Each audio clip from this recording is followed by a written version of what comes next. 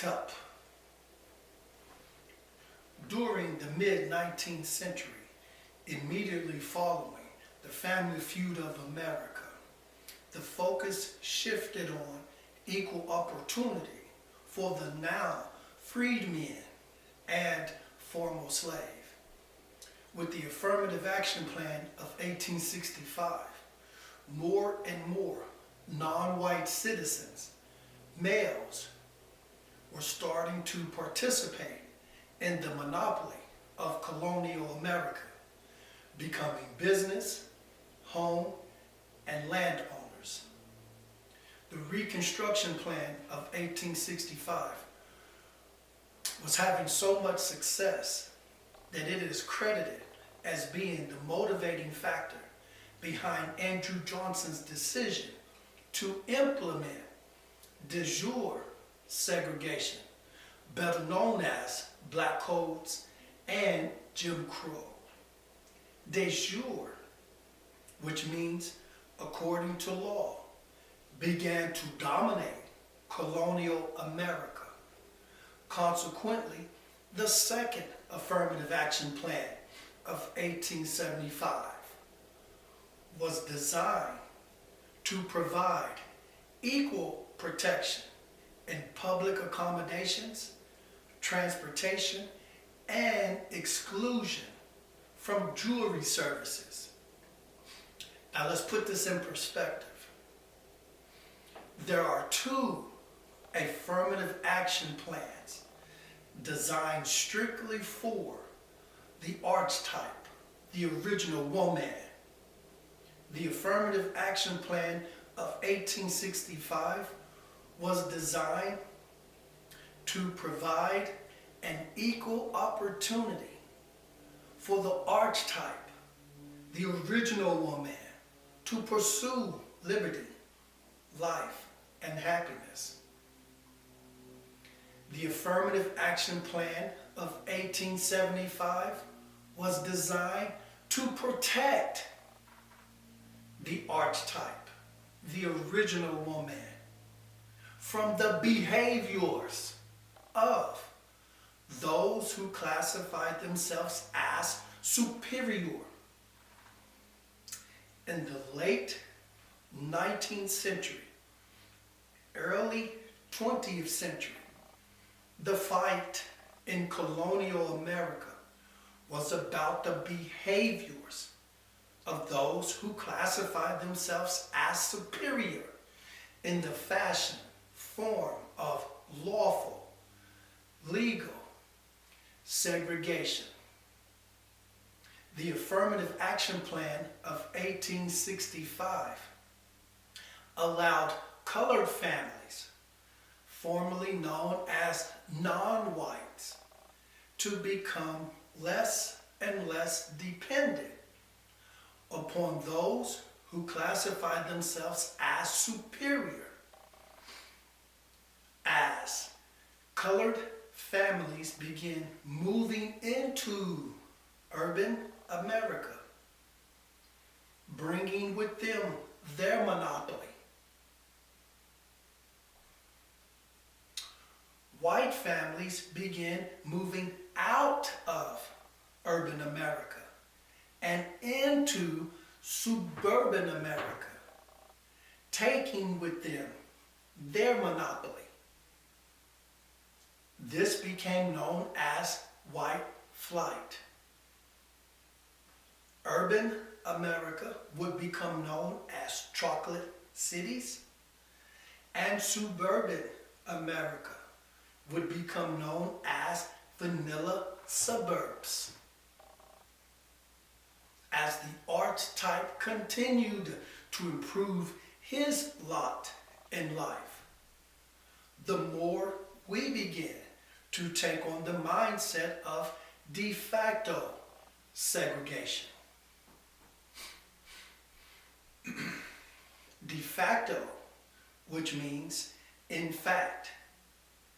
Therefore, we preferred segregation. De facto segregation, according to the mindset of the archetype, the original woman did not equate to hate or superiority as it did with those who classified themselves as white. No, de facto segregation simply meant the less likely of a chance that we would be subjected to black codes and Jim Crow. In the late 19th, early 20th century, this was the atmosphere, this was the climate in colonial America. On March the 2nd, 1955, in Montgomery, Alabama, it was Mabuta Claudette Austin who had traveled the planet in the physical form only 15 years, who rejected Jim Crow. She refused to give her seat at the front of the bus to an individual who was recessive genetically. As she was being handcuffed and forcibly removed off the bus, she shouted, "My constitutional rights are being violated." Little did she know, 9 months later, the O'Day, Rosa McCulley Parks, would follow in her footsteps, and the Montgomery bus boycott was underway. As a direct result of Mabuta, the 1875 plan would be modified in 1964. Henceforth, it would provide protection now to include women and children against the behaviors of white supremacy. Unfortunately, however, this would be the inception of the archetype's downfall in colonial America.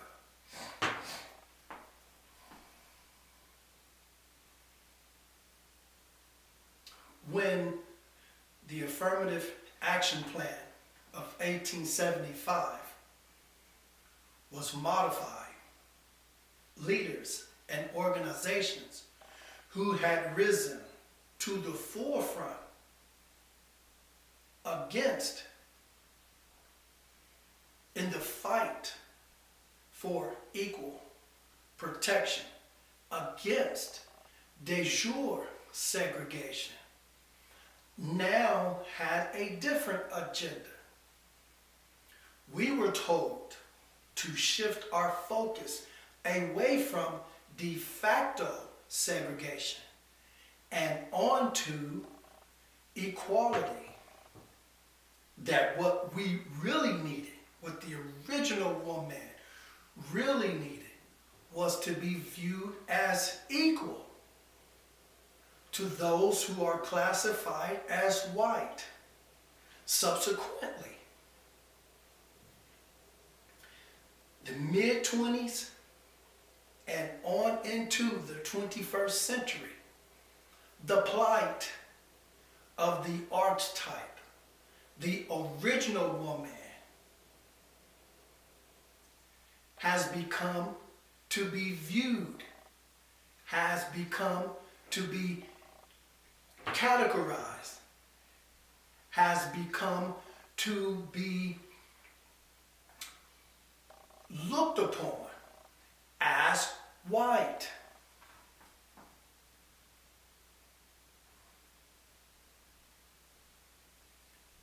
The modified plans that have came after the 1875 plan are nothing more than cloaks disguised as equal opportunity, equal protection, in the name of integration and or diversity.